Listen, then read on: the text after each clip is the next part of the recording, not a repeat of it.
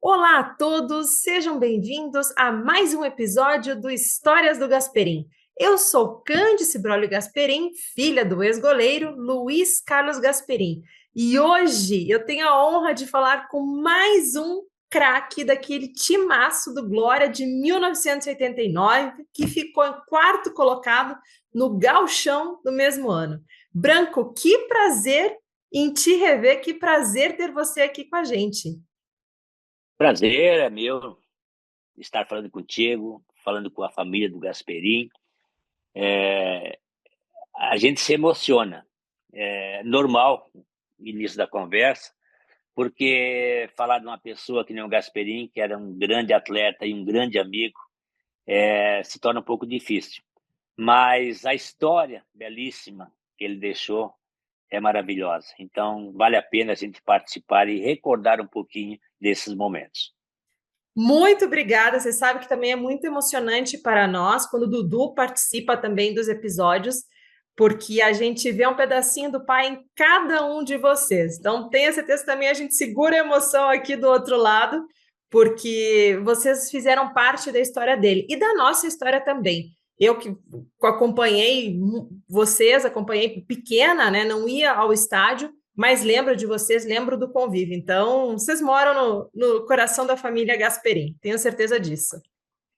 Você, Candice, era uns 6 anos por aí, né? É. Então pouco participar, mas o Dudu já sonhava em ser um atleta profissional, sonhava em ser um goleiro, e eu lembro muito bem, pela amizade que a gente tinha, a gente conversava muito, estava muito próximo, junto com o Gasperim sempre, e ele olhava o filho dele treinar lá, o Dudu, e ele dizia, vai estudar, Dudu, larga a bola. E o Dudu, não, eu quero ser goleiro. Depois, não sei, eu não acompanhei a trajetória do Dudu, depois só agora que a gente consegue se encontrar nos encontros lá do Glória, mas também o tempo é curto para colocar tantas coisas em dia as conversas. E muitos atletas, né, e acaba passando muito rápido, assim, apenas um dia, uma noite. Mas é maravilhoso esse encontro e a gente espera que próximo ano esteja novamente o pessoal, né, empenhado. E é bom, né? Cidade de Vacaria merece. E a gente fez por merecer também todo esse carinho pelo trabalho que a gente prestou ao Glória. Com certeza, vocês, para mim, vocês são os jogadores do melhor time do Glória de todos os tempos. Os dois times, na verdade, 88, que foi quando o pai jogou, o pai tinha, né, parado a carreira e voltou, e depois 89, que foi o último ano em que ele jogou. Então a gente tem um carinho muito especial por vocês, não só pelo que representaram na carreira do pai, mas também vocês como atletas. Né? O time de 88 foi o que subiu, né? Deu Exato. acesso a 89. Este ano de 88, eu estive jogando em 3 clubes do Rio Grande do Sul. Estive no São Paulo de Rio Grande, na primeira fase do Gauchão. São Paulo não classificou, vim para o Caxias, terminou o Gauchão, aí eu fui jogar pelo Pradense, buscar um acesso à Série A, e a gente não conseguiu. Em 89, aí eu acabei indo para o Glória. Ah, que Esse time, legal. né, que você falou, que é um dos melhores, eu fiquei muito grato nesse encontro saber, né, das pesquisas que foi o melhor plantel, o melhor time de toda a história do Glória. Isso deixou a gente muito emocionado pela situação e também no mesmo instante muito feliz, porque a gente fez um belíssimo trabalho e sabia que estava sendo gratificado por aquilo que a gente vestiu a camisa do Glória.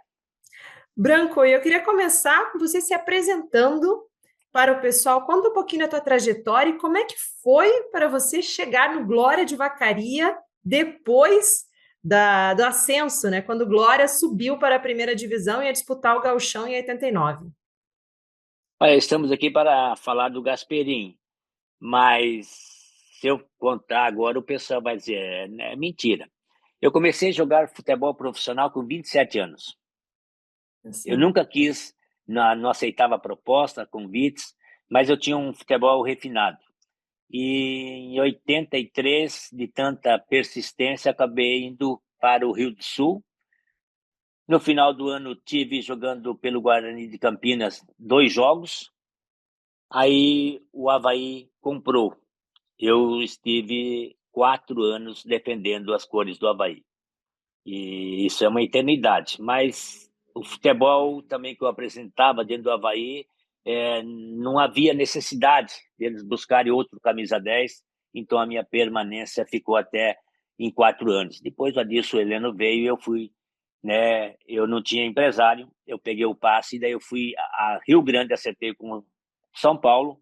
Do São Paulo joguei no Caxias, daí no Pradense, e ali que a gente falou onde houve interesse, né? O Glória acompanhando o Skill foi e me buscou para jogar esse campeonato gauchão, que foi a sensação do gauchão de 89.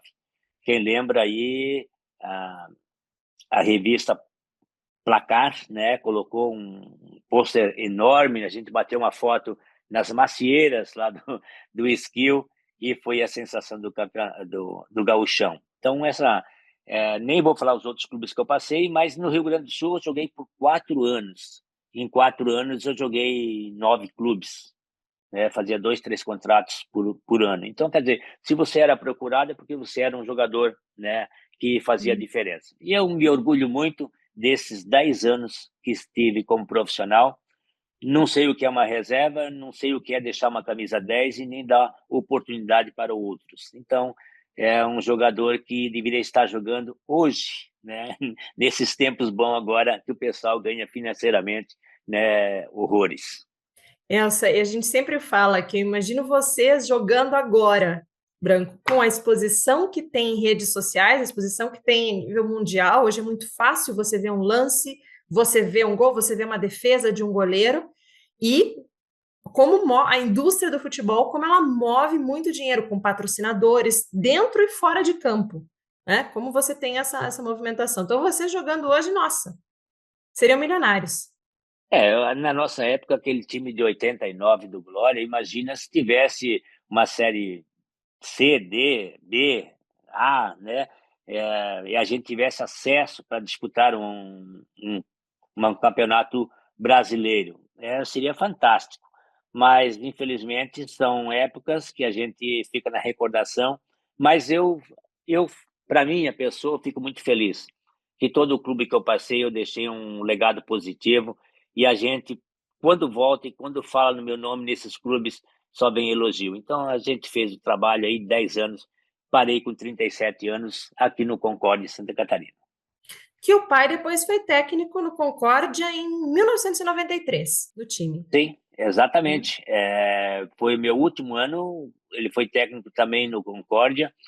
Veio jogadores do Glória, o Jair estava conosco, e agora eu esqueci o outro, mas tinha mais gente. Ele trouxe junto, a gente trabalhou, e esse período, ele veio no final de ano, o jogo contra uma equipe do sul do estado, agora não lembro o nome, nós tínhamos que, pelo menos, ganhar o jogo, empatar já não dava, tinha que ganhar o jogo, para que a gente pudesse permanecer na Série A do Catarinense.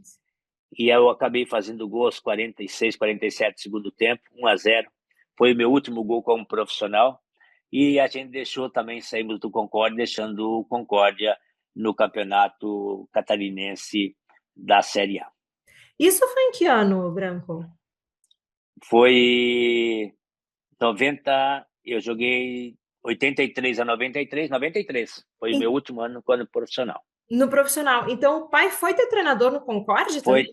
Foi técnico lá também. Eu não O sabia disso. goleiro acabou falecendo, de Blumenau, acabou falecendo agora fazem 20, 30 dias agora.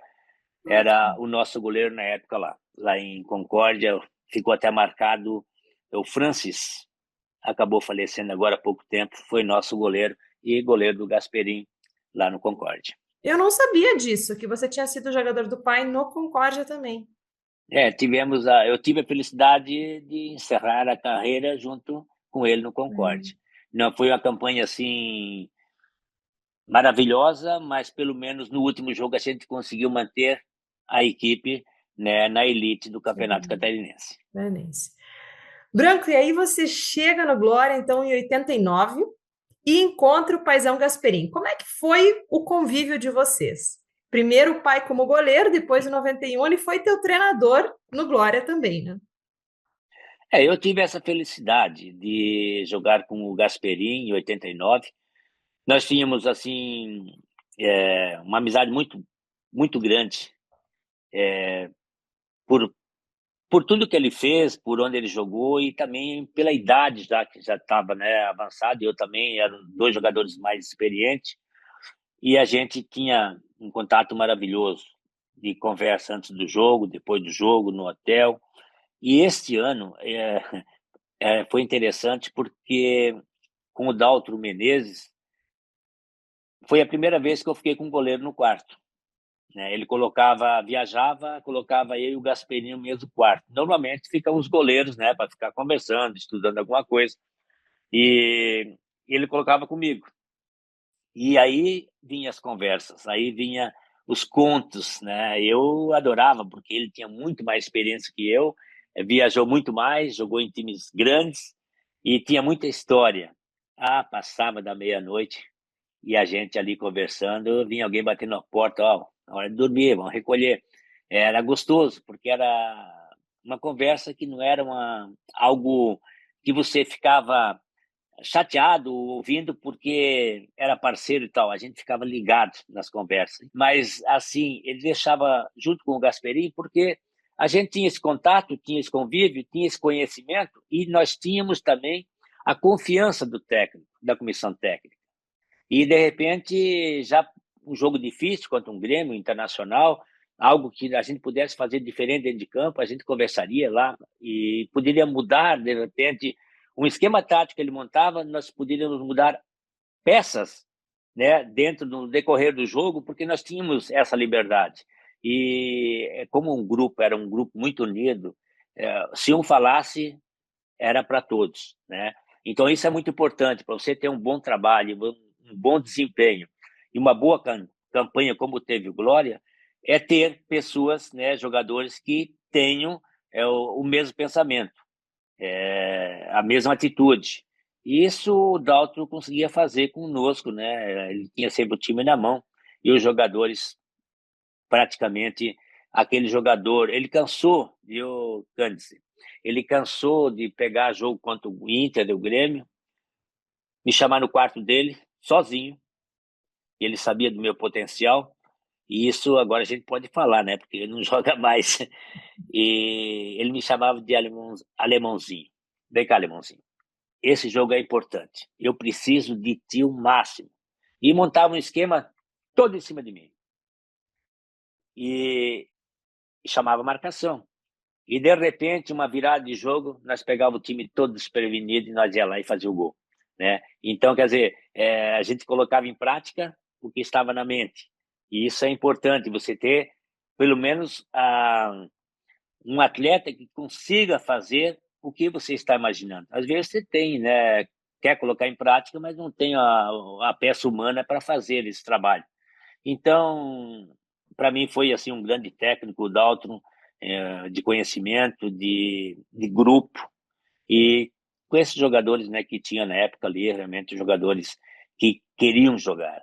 Eles não ficavam se escondendo do jogo, se apresentavam. Isso é muito importante, né, um grupo homogêneo, ah, com o mesmo pensamento. O Glória teve essa felicidade de montar esse grupo em 89 e começando com o grande capitão ali atrás, o nosso querido Gasperim, o nosso grande comandante, ele só levantava a mão e a gente já sabia o que ele queria falar. E vale lembrar também que esse campeonato do Gauchão de 89, os jogos que terminavam em empate eram decididos em disputa de pênaltis, verdade? Verdade, verdade. E tanto é que o Gasperim pediu para bater pênalti. Não sei um jogo, onde é que foi o jogo? Alguém perdeu uma penalidade. E ele disse, não, eu quero bater. E ele bateu, eu não vi ele errar. Tá? E tinha aquilo, o jogo contra o Internacional no Beira-Rio, Não esqueço que teve um jogador, o Zé Roberto, foi bater o pênalti, saiu vibrando como se tivesse o gol da vitória, entende? Para fazer um gol no Inter, até de pênalti era difícil, porque na época o goleiro era nada mais, nada menos do que o Tafarel. O Tafarel era um monstro. Para mim, o melhor e o maior goleiro que eu vi jogar e que eu joguei contra foi o, o O como é que é o Tafarel. nome? O Tafarel. O Tafarel, ele fazia a tua leitura. Eu sei que um lance, eu estava no São Paulo do Rio Grande, um cruzamento na minha cabeça, na área pequena, ele estava num canto, e eu vou botar no canto que ele está, porque ele vai correr para o outro. Ele ficou paradinho, só fez assim, passou e pegou a bola. Disse, monstro. Né? Mas são histórias, né? Gostosas aí da gente lembrar também dentro do futebol gaúcho. Branco, e como é que era o pai na concentração? Já que vocês ficavam juntos no quarto, você me disse que ele contava algumas histórias, e o pai, ele tinha esse espírito de liderança. Eu imagino que ele deveria falar com vocês antes do jogo no vestiário, mas ele também era muito brincalhão. Tem alguma história que você possa contar para gente? Ele tinha essa seriedade, né? Esse puxar a conversa e elevar o estímulo dos jogadores, porque para mim jogar vamos falar contra o Grêmio e o Inter, os maiores clubes, não precisa outra motivação. Você só jogar contra esses clubes, você tem que se motivar, né, por si próprio. E eu tinha essa facilidade deu a noite para mim era uma noite perdida, porque eu ficava imaginando, elaborando, vendo como o time jogava, de que forma jogava, onde é que eu poderia sair, para que lado que eu poderia sair, onde eu poderia atacar, né, se precisava voltar ou não. Então eu trabalhava a minha mente para aquele jogo, contra aquele adversário. E é difícil alguém fazer ele sair. E esse papo eu levar para o Gasperini, ele dizia, não, Branco, tem que ser assim mesmo. E as coisas, elas vêm ser confirmadas, fugir um pouquinho aqui, numas férias que eu estava no litoral e eu encontrei um bom amigo. Ele bateu um papo, bateu uma bolinha junto, e ele falou para mim, Branco, o único esquema tático que nós tínhamos era quando jogava contra você, seja qual time que estava. Sempre tinha um na marcação e um na sobra. E o resto nós jogava normal. Então você imagina o potencial que a gente tinha, né? E que importância que tinha esse jogador. Eu sempre falo, a gente não sabia, né, esse potencial e o respeito que esses jogadores de alto nível tinham com a minha pessoa. Mas o Gasperini é assim, dava a corda, era com ele. Aí soltava. Um dia eu fiz essa pergunta que você está fazendo para ele, no quarto, uma noite lá, eu disse, tá, me conta algumas aí da tua passagem aqui. Ah, vou contar do Inter, então. Beleza. E talvez você saiba ou não. Se você sabe, me confirma. Ele estava no banheiro, que banheiro no vestiário só tem divisórias, não tem, né, a cobertura. E o Gasperini estava sentado lá no trono, e acho que foi o Batista, pegou um balde de água gelada, era no inverno, e jogou por cima, molhou ele todo. E ficou aquela, diz que não diz, que ele só vou te pegar, um dia nós vamos te cobrar e tal, e tal. Passou um tempo, o técnico, acho que era o Enio Andrade, acho que era o Enio, se eu não me engano, sentado, e foram lá, o Batista se escondeu, e o Falcão foi lá e disse, ó, Gasperini, agora tu pode te cobrar, ele tá lá, ó, tá lá, vai lá. E ele sai agora, pegou um balde de água gelada, jogou por cima e abriu a porta. Quando ele abriu a porta, que ele ia dizer, ah, te peguei, era o técnico. Ele disse, Branco, só faltou me ajoelhar, pedir perdão, perdão, perdão, desculpa me falar do que era o Batista. Então, o tiro saiu pela culatra, né? Esse é um dos contos do Gasperini. Imagina, né? Pô, Branco, eu querendo jogar, ser titular, e o cara, vou jogar um balde de água logo no técnico. Mas ele entendeu, disse que foi de boa e tal, a brincadeira entrou na história também. O outro conto foi com o teu vô. E talvez você sabia dessa do balde, Não não? conhecia, essa eu não sabia. Não. Pô, E inédita a, para mim. foram para São Paulo jogar contra o São Paulo. E era só assim, jogador espera uma oportunidade para fazer a sacanagem, né? E o Gasperim, ele tinha o que eu tenho hoje. Sempre compro uma rifa da Loteria Federal e compro a cartela toda, inteira. E eles viram, chegaram em São Paulo no aeroporto, tinha a banca, né, a lotérica. Ele entrou, os caras atrás, viram o número que ele comprou, anotaram num papel e foram pro jogo. Sábado, sábado à noite era o jogo. E a loteria sábado à noite. Aí voltaram, acho que tinham ganho do São Paulo 1-0. E foram direto lá no cara da lotérica, olharam, nem perto o número, mas nem a dezena, nem a centena, não acertou nada.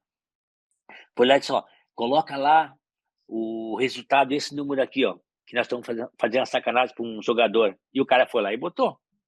E é de praxe você chegar no aeroporto direto tomar um cafezinho. Isso é de praxe, o jogador tomar um cafezinho e tal. E tomando um cafezinho, daí um falou assim, e aí, Gaspo, já conferiu já o teu jogo? Não, mas vou lá ver. Passou lá, olhou, ele olhava o bilhete e olhava o dele, olhava a vitrine, puta, milhar todinho na cabeça. Ele disse, cara, saiu gritando, ganhei, ganhei, ganhei, tá. E era a época do orelhão, né, que não tinha o celular. Passou a mão no orelhão, ligou pro teu vô, seu Nilo. Pai, acertei. Vou comprar a casa que o pai sempre quis comprar pro pai, vou comprar um carro para mim e tal e tal. E passou, e eles não desmentiram. Batista entrou primeiro no avião e falou pro comandante, ó, comandante, o senhor fala ali que o fulano, o goleiro Gasperini do Internacional, foi sorteado na Federal e tal e tal. Beleza. Aí tá, subiram quando tava lá em cima, aí o piloto pegou o microfone. Olha, e hoje nós temos aqui um felizardo que acabou ganhando na Loteria Federal, o goleiro Luiz Carlos Gasperini. Pô, foi uma festa, né? Dentro do avião, e eles não desmentiram. Quando chegou em Porto Alegre, desceram do avião. Quando chegou, passou na frente da lotérica, olhou, nada a ver o número que ele tinha. Ele foi lá, outro resultado, o resultado normal, né? Não tinha nada, ele disse, Branco, o que eu fui fazer? Como é que eu vou explicar para meu pai que era tudo mentira? E já a Rádio Gaúcha, a Guaíba, tudo esperando ele sair do avião para entrevistar. Disse, olha, passou a maior da vergonha. Que a gente tem fotos dessa cena no aeroporto. Ah, tem? Nós Essa é temos minha. fotos. Eu ainda não divulguei, ainda quero preparar um vídeo, um post Boa. especial nas redes sociais, mas é uma das histórias mais marcantes. Inclusive, foi contada em alguns livros do Internacional, livros sobre histórias dos jogadores, e é o que o pessoal sempre lembra, porque o pai, como ele gostava de fazer pegadinhas, então ele não gostava de sofrê-las, né? Não gostava que É, fizesse com ele. E essa foi a que essa foi pegaram o de pai. ele me contou em 89, quando Veja esteve só. jogando junto. Depois como técnico, não. Daí a gente já tinha, né, Uhum. outro. Não é que não tinha o contato, mas a gente tinha um respeito maior, né? Não se aproximava tanto, deixava o espaço mais livre para que ele pudesse trabalhar também. Mas foi sensacional a vida do Gasperini com a gente, pelo menos, né? A gente conviveu isso. E falando um pouquinho dele como técnico, como que foi para você acompanhar em 89, jogar com ele em 89, o último ano que o pai jogou como profissional, e 2 anos depois reencontrá-lo já como técnico? Olha, para mim foi surpresa, mas foi muito gratificante, porque a gente já tinha um contato como um atleta e já tinha em mente, né, esquema tático, diversas situações que a gente passou dentro de campo. Então, para ele trouxe aquele aprendizado e colocou em prática conosco. como a gente tinha essa amizade muito grande, quando eu falo de mim, eu falo de todo o grupo, era com todos, né, essa confiança. Isso se torna mais fácil de você assimilar aquilo que a ideia que um técnico quer colocar dentro de uma equipe. Ele treinava e treinava bastante, ele era uma pessoa assim incansável, porque ele gostava de ver as coisas bem feitas. Era um repetitivo, se as jogadas não saíssem como ele gostaria, que fosse muito aquele propósito que ele ficava para a gente. Mas, assim, foi assim, um dos técnicos que eu tive um orgulho, digo assim, de trabalhar com ele, pela simplicidade que ele tinha e o conhecimento, e colocar em prática, porque é fácil. Tem uma certa idade, está mais avançado, mas o conhecimento fora de campo é você como uma equipe do que você está lá dentro jogando. É totalmente diferente. E ele sofreu bastante, porque as coisas às vezes não não acontecia nele que ele gostaria que acontecesse. E saberia ele que se for nele que fosse o que ele tinha colocado em prática, era muito mais. Mas às vezes dentro de campo o adversário vem com um esquema tático diferente e acaba quebrando, acaba retorcendo ali a tua situação e você tem que retomar tudo novamente e não é fácil com a bola rolando, né? Durante a semana não é fácil. Mas assim, era uma pessoa que chamava o jogador para conversar, explicava, às vezes tinha que chamar a atenção naquela simplicidade dele, que era muito mais fácil trabalhar com jogadores assim, cobrava bastante de falhas, né, de posicionamento. Pô, nós estamos treinando tantas vezes, como é que a gente não consegue fazer dentro de campo? Talvez até um nervosismo para ele a coisa, né, no lugar certo. É coisa de jogador. Isso aí vai muito do grupo. Isso precisa os atletas que estão dentro de campo se ajudarem bastante. Isso faz a diferença, porque ele não vai poder entrar lá dentro e fazer um gol, ou fazer uma jogada, ou uma linha de impedimento. Ele vai trabalhar com você, mas trabalhar não é fácil trabalhar com humanos. E eu sempre digo, o futebol de campo é o pior esporte, digamos assim, porque são 11 atletas, são 11 jogadores, é 11 cabeça pensante. Não estão as 11 focado no mesmo objetivo. E isso é difícil. Eu sempre digo, o melhor que tem é jogar tênis de mesa. Você joga sozinho. Se você errar, é você que erra sozinho. Mas comandar 11 pessoas não é fácil. E o trabalho que ele fez, tanto é que foi, né, convidado para trabalhar depois lá em Juí, no São Luís, e seguir a sua carreira, porque mostrou um trabalho belíssimo dentro do Glória. E eu volto a falar, o pai tinha um espírito de liderança muito forte, não é à toa que ele foi capitão de alguns dos times em que ele jogou, e como técnico também, como você disse, ele tinha um controle de vestiário muito grande, porque ele tinha vivido já toda essa experiência com vocês. Além disso, no Glória, conhecia muito bem o plantel, alguns jogadores novos em 91, mas ele tinha uma calma como você falou, né, ele passava as lições, passava o que ele queria dentro e fora de campo de uma maneira muito madura. E você comentou também, Branco, duas vezes sobre disciplina, e eu concordo muito contigo, né? O controle da mente e a disciplina. Isso o pai tinha, e eu descobri assim nos anos 70, no início da carreira dele, ele tinha um diário que ele escrevia. Ele fazia análise de performance dele, eu joguei bem, eu joguei mais ou menos, o bicho foi tanto, meu primeiro gol, fiz uma boa partida, preciso melhorar isso e aquilo. Tinha uma vontade de treinar absurda. Ele era o primeiro a chegar, o último a sair, a vontade de vencer. Verdade, Trabalhava verdade. muito a mente. Eu vou conseguir, chegou o meu momento, ele esperava a oportunidade, porque goleiro é muito difícil, né? Você é 12, você é o camisa 1 ou camisa 12.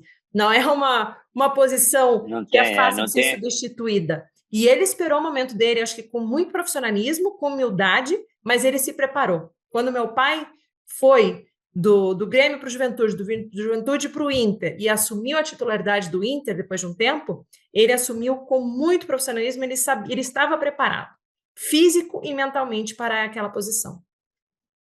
Esta autoavaliação eu também fazia quando jogava e é de suma importância.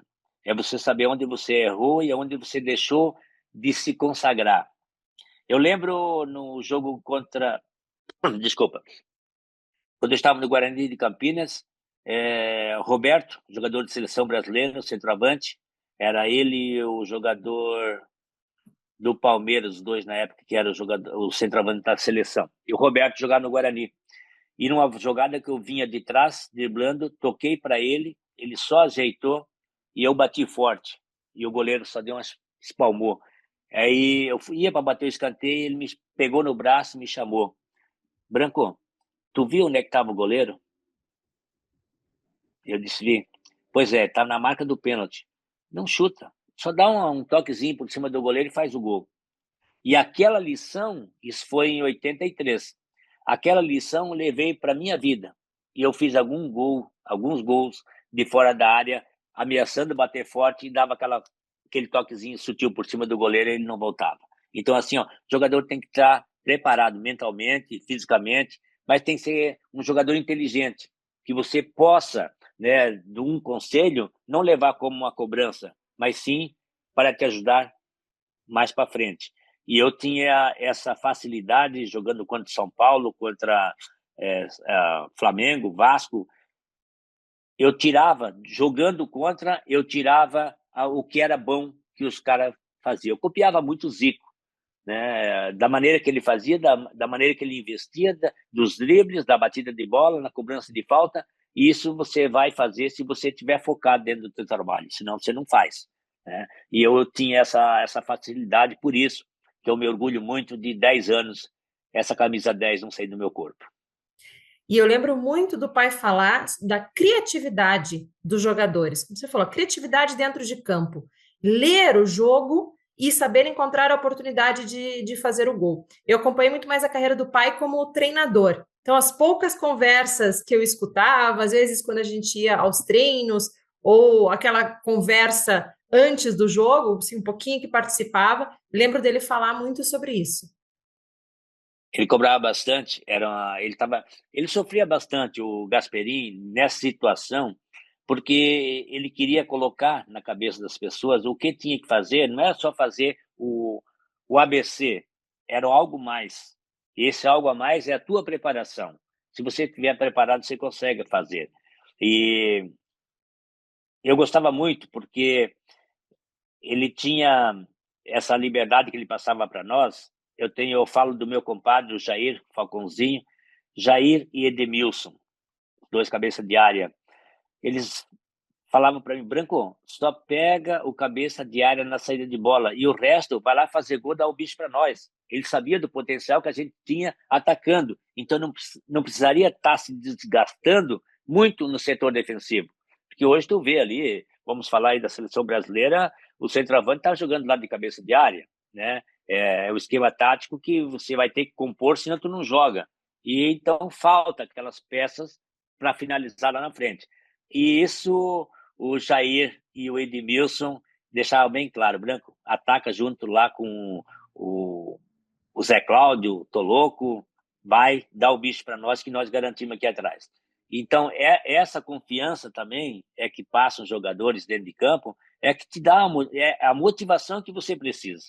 Você não precisa se desgastar tanto no setor defensivo, de repente, é onde você pode atacar e fazer a diferença. Branco, e aí, 2 anos depois do Glória, você encontra o pai no Concórdia, novamente, pai como técnico. Conta um pouquinho como é que foi essa experiência no Concórdia, você encerrando a carreira também, né? Verdade. Foi surpresa quando o Gasperini apareceu lá, né? E eu fui contratado por uma única pessoa, um médico, acho que era um doutor que tinha lá. Ele ajudava o Concórdia e como o Campeonato Gaúcho passava, eram transmitidos jogos do Grêmio e do Inter, eles acompanhavam. Eu não lembro nem o nome do doutor lá. Eu sei que esse senhor disse, eu ajudo, mas eu quero que tragam o jogador branco. Aí eles foram conversar e tal, acertei, viajei. Eles disseram aí, mas foram e falaram para ele, ó, mas o jogador é muito caro. Os valores é muito acima. Não interessa. Traga que eu pago. Então, assim, ó, foi assim o final de carreira onde eu tive essa oportunidade de encontrar novamente o Gasperini ali, aquele trabalho que a gente fazia, a confiança acima de tudo, né? Isso é muito importante, você ter um acesso com o teu técnico, a tua comissão técnica, e essa confiança te dar uma certa liberdade. Não é você ter uma liberdade que você vai prejudicar o grupo, mas uma liberdade onde você possa buscar um resultado fazendo algo diferente, numa situação diferente, onde não deveria estar lá, sabendo que essa bola, de repente, vai aparecer no espaço vazio, e esse espaço vazio não está sendo ninguém preenchido, e esse espaço não seria meu, e eu acabo tomando a iniciativa, vai lá e conclui e faço o gol. Quer dizer, esse tipo de liberdade é só a confiança e quem tem o grupo na mão, como tinha o Gasperini. Ele tinha o grupo na mão porque era muito amigo de todo mundo, resolvia os problemas de todo mundo, tinha problema financeiro, ele ia conversar com a diretoria, nunca deixava ninguém na mão. Então, quer dizer, os jogadores estavam comprometidos com ele também dentro de campo. Por isso faz a diferença e fez a diferença, e a gente sempre, né, teve um belíssimo trabalho. E não posso nunca reclamar, nunca falar mal do Gasperini, porque assim, Cândice, se você foi ruim quando você era vivo, você continua, para mim, né, você continua ruim quando você morrer também. E eu não vou mudar a minha opinião.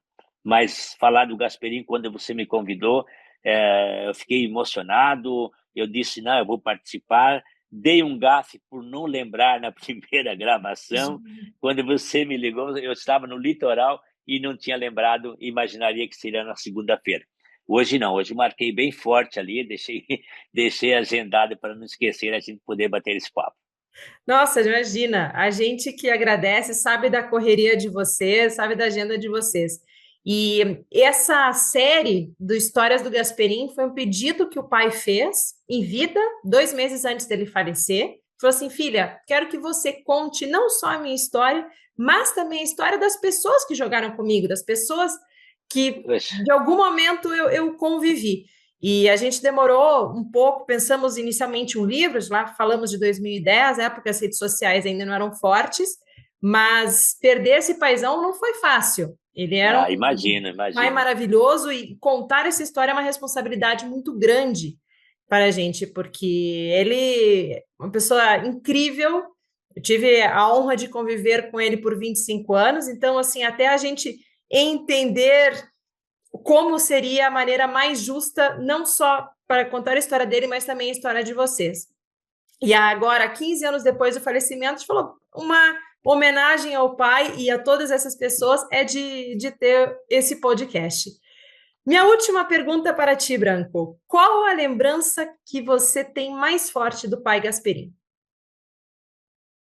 Primeiro, eu fico muito feliz por fazer parte dessa história do Gasperini.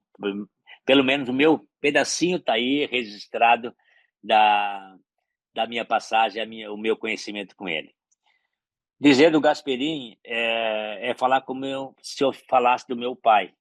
Meu pai também partiu e a gente sente muito falta do meu pai. E essa falta o Gasperini deixou pela amizade, pelo conhecimento, pelo amigo, pelo pai que ele era, pelo filho que ele adorava, o seu Nilo. O seu Nilo adorava esse filho que tinha.